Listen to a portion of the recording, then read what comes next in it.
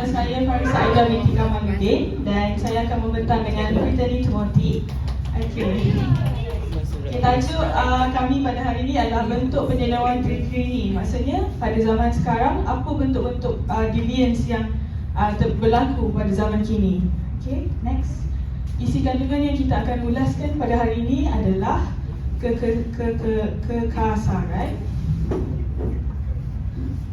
kekasaran, penyelewenggan cyber, buli, cetak rompak, kanak-kanak obesiti sebagai penderaan kanak-kanak, guru mendera pelajarnya dan penyelewengan yang melampau.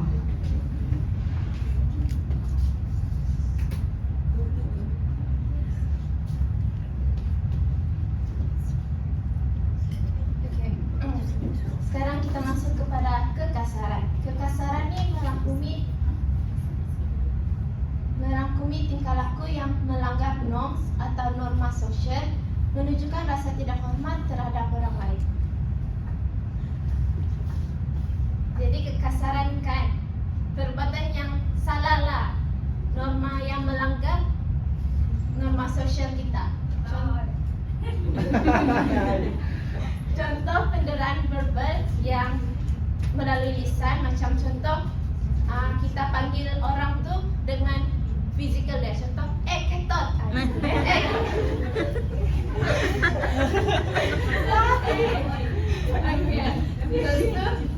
Seterusnya tidak menjaga privacy. Tidak menjaga privacy ni selalu kita buat tanpa kita sedar dan dengan kita sedar, iaitu kita post gambar aib-aib kawan kita. Alamak. On view. Lepas tu bukan tu je, kita juga kadang sebarkan fitnah. Macam contoh buat cerita yang bukan. Kadang kawan kita boleh terima teguran, candaan tu, tapi kadang dia tidak terima dan akan menyebabkan berlakunya pergaduhan, perselisihan faham antara kita lah. Sebab emosi kita ni kan semua benda yang normal je, yang santai je gitu. Kadang ada yang terganggu kan. Habis tu kekasaran dalam komunikasi. Kekasaran dalam komunikasi tu kita bercakap kasar lah dalam kita punya sosial, macam memaki macam tu. Lepas tu bercakap kuat-kuat, orang sebelah kita je, tapi kita bercakap yang kalau pergi satu kampung jangan.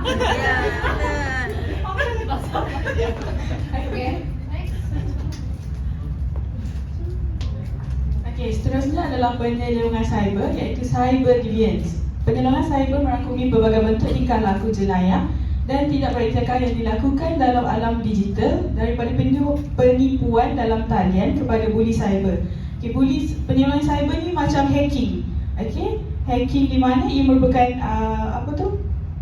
yang termasuk dengan pembayaran online. Kan ada hacker yang boleh mengakses kepada akaun bank kita. Jadi kita ada 10,000 dalam akaun, tiba-tiba jadi RM1. Jadi itulah ada hacking. Dan juga dia termasuk kepada rahsia perdagangan perniagaan. Maksudnya company yang dah plan untuk kewangan diorang. Jadi hacker ni boleh hack diorang punya company dan benda tu akan menyebabkan company tu bankrupt. Okay, next.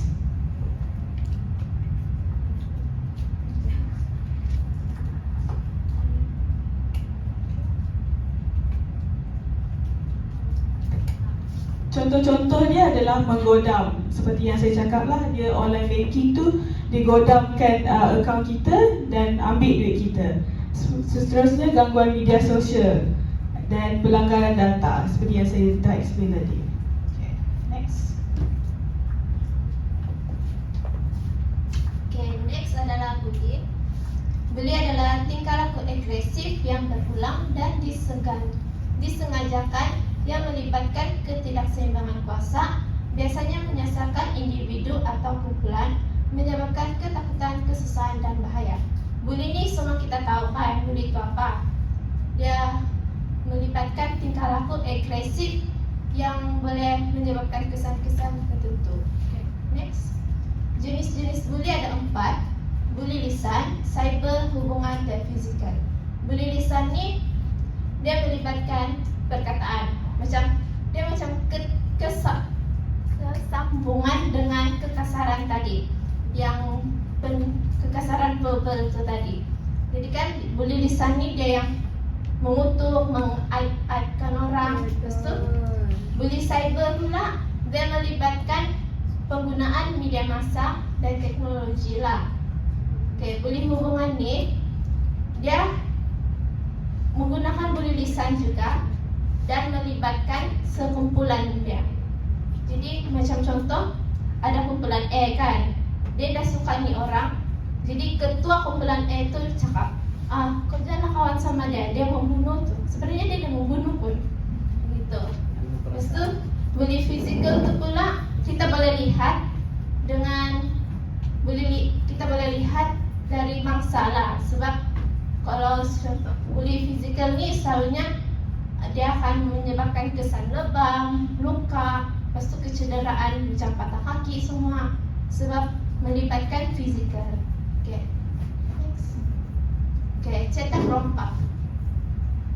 Termasuk rompakan keganasan jenayah, cetak rompak dianggap sebagai satu bentuk penyelewengan kerana ia bertentangan dengan norma dan jangkaan sosial mengenai tingkah laku yang sah dan menghormati harta benda. Cetak rompak ni, siapa dah tahu? Okay. Cetak rompak ni kan, dia macam, kalau dulu kita guna CD kan, lepas tu macam penerbit dia jual CD dengan harga yang mahal. Yalah, sebab usaha dia kan. Lepas tu, tapi ada pihak yang copy paste, dia macam ambil tu CD, lepas tu dia kasih buat banyak-banyak, lepas tu dia jual dengan harga yang murah. Kalau sekarang pula kita dapat nak payah perlu CD pun, kita boleh tengok dari YouTube, Telegram. Macam ada orang pergi panggung wayang kan, ada orang rekod. Lepas tu kita boleh dengar lagi ada orang bercakap-cakap kan. Ya, saya mengaku saya pernah tengok cakap. Tapi kita hentikanlah sama-sama. Sebab contoh, kalau kita sendiri buat karya kita, lepas tu orang jual dengan harga murah aja, tidak kan kita sakit tuh. Lepas tu sangat sakit. Lepas tu apa sudah? Kita rompak.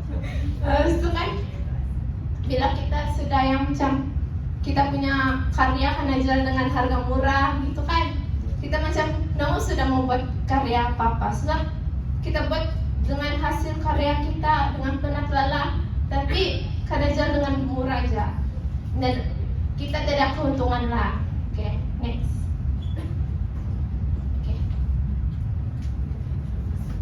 Okay, seterusnya adalah kanak-kanak obesiti sebagai penderaan kanak-kanak. Okay, seperti yang kita tahu, kalau kita cakap penderaan kanak-kanak, ibu bapa buat apa? Biasanya penderaan kanak-kanak tu apa? Dia jaga bagus. Fizikal kan, dia pukul, dia dera, dia buat kanak-kanak tu nangis. Tapi secara tidak langsung, kita tidak sedar bahawa child obesity ni pun adalah satu penderaan kerana ibu bapa membiarkan anak-anak menjadi besar yang tidak sepatutnya. Maksudnya masa kecil, umur 2 tahun, biasanya bayi selalunya berat berapa? Dalam 10 kilo je kan. Tapi ada ibu bapa yang membiarkan kanak-kanak tu dah mencecah 40 kilo.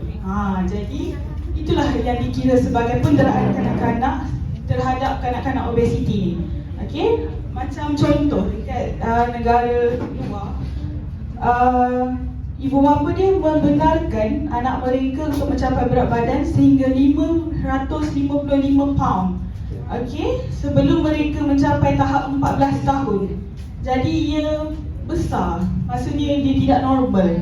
Okey, dan permasalahan yang sering berlaku adalah ibu bapa ni dia mengamalkan konsep loving their children to death. So maksudnya dia orang sayang anak dia, tapi sebabkan sayang tu dia membunuh. Okay, next.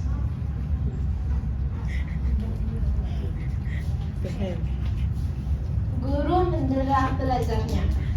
Guru mendera pelajar mereka yang melibatkan serangan seksual dan salah laku. Hal yang demikian berkaitan dengan rogol secara paksa, liwat, pencabulan kanak-kanak, sumbang warang, cumbuan, dan cubaan merogol. Okey, kalau kamu tengok yang di slide ni, kamu rasa guru ni betul atau tidak perbuatan dia? Betul. Okay. Dia sebenarnya tengok situasi. Okay. Contoh kalau kita tidak buat salah, tapi kita kena rotan, adakah itu betul? Tidak. Tidak kan? Salah.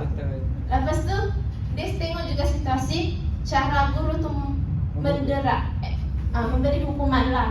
Janganlah yang sampai hampir mau mati sudah tu pelajar. Okay. Mati saja dah kasih. Contoh penderaan emosi, penderaan fizikal, seksual, dan penyalahan guna dalam talian.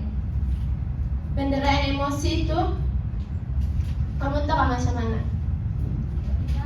Perasaan Dia Merendah-rendahkan. ya betul, dia merendah-rendahkan.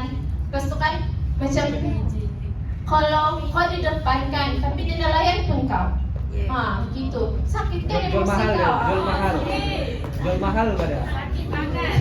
Saya tumbuk pada. Lepas tu kalau penderaan fizikal tu itulah macam yang merotan. Lepas tu gitulah. Gangguan seksual tu banyak kita boleh dengarkan sekarang. Macam contoh bila tu cikgu handsome, lepas tu banyak yang mau datang dekat, lepas tu dia ambil kesempatan. Bukan mau datang dekat, maksud dia yang minat dengan tu cikgu, lepas tu dia ambil kesempatan lah. Cikgu dengan taulah kan penyalahgunaan dalam talian. Ada case yang guru tu dah suka pelajar. Kamu ada baca tak? Pelajar suka cikgu tadi. Guru tu dia dah suka tu pelajar. Lepas tu dia guna media sosial untuk Viral. untuk macam mengutuk tu pelajar. So pelajar tu dia ada masalah fisikal. Dia macam kurang, faham kan? Dia macam ada sakit lah. Jadi guru tu dia salah send di dalam grup ibu bapa. Jadi ibu bapa pelajar tu nampak lah, itulah salah guna dalam talian dia. Lepas tu kadang kadang juga guru dia chat-chat yang bukan sama pelajar dia, bukan berkaitan dengan pelajaran tetapi berkaitan dengan benda lain. Ya, betul.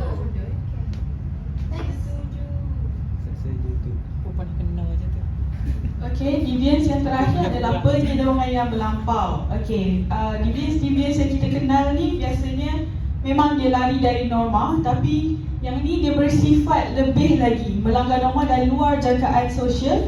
Ia merangkumi pelbagai tindakan yang dilihat sebagai tidak normal atau tidak boleh diterima dalam masyarakat tertentu. Next, contohnya dia membuat tattoo. Okey, ini adalah kalau dalam masyarakat Malaysia rasanya tattoo ni dia adalah salah satu penyelewengan yang melampau. Okey, terutamanya bila dia tattookan seluruh badan. Okey, bukan sahaja yang sikit, seluruh badan dia tattoo. Next, dia percaya bahawa seseorang diculik oleh makhluk luar angkasa.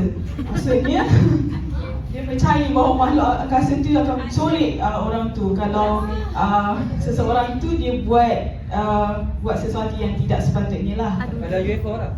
Oh, ada. Bukan ada. dia percaya. Maksudnya ni kepercayaan netizen. Okey. Kemudian obesiti yang melampau, seperti yang kanak-kanak obesiti itulah, tapi yang ni melangkumi orang dewasa juga. Okey, orang dewasa yang ada yang badan besar kan, yang sampai kena naik kursi roda semua. Okey. Tetapi penyelewengan yang melampau ni tidak pelik jika 20 tahun daripada sekarang ia menjadi normal. Dia menjadi suatu norms. Norms tahu kan? Dia yang boleh diterima oleh masyarakat. So pada tahun 20 tahun akan datang, dia anak-anak takkan pelik. Dia akan tanya balik dekat ibu bapa dia orang. Ibu tak ada tattoo ke? Ibu ada berapa tattoo? Ibu ada 4 je tattoo? Oh saya ada banyak. So maksudnya dia akan jadi sesuatu norm tapi mengikut kepercayaan dan kepercayaan daripada masyarakat dan sosial lah. Okay, next. Rasanya itu sahaja. Jadi ada apa-apa soalan?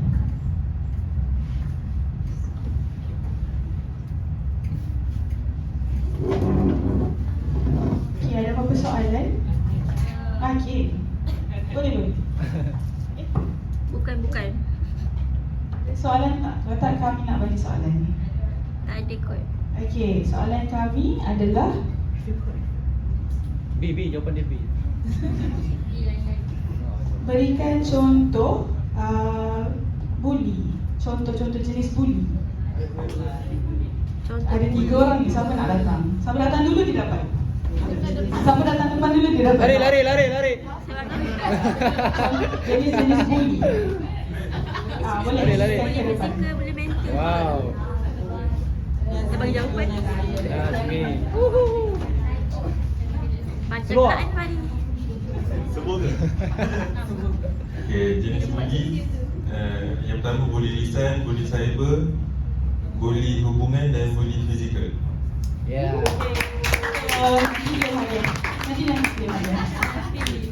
Okay, next. Contoh-contoh kekasaran. Yang awal tadi. Kekasaran fizikal. Pergi. Betul dah tu. Ya. Datang depan. Lari.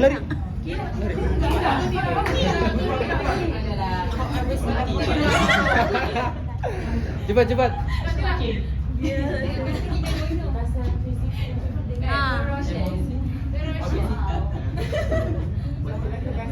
Nak satu je ke? Pergi. Satu je ke dia? Satu jangan. Ha? Ni.